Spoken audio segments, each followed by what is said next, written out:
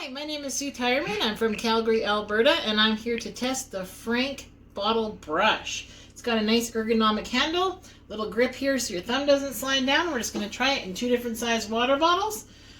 First one, it's a little snug going in, but you can see it fits well. You can feel that it's scrubbing all sides of the inside of the bottle. When problem, pull it out, you get quite a bit of a spray back. Let's try the bigger one, going in. A little bit easier, still snug. You only got a little bit of handle there on there, but scrubbed around, pull back, get a little bit of a spray back again. So brush works good. I'd say it scrubs the bottles really well. Yeah, the only downfall is the spray back, pulling it out. You do get a little bit of a shower, but other than that, it works great. Thanks very much. So I would sort of recommend the Frank bottle brush to friends. If you got wide mouth bottles, definitely be a perfect fit. If you've got narrow mouth bottles like the one I tried, you do get a little bit of a spray back with that, so you do get a little wet.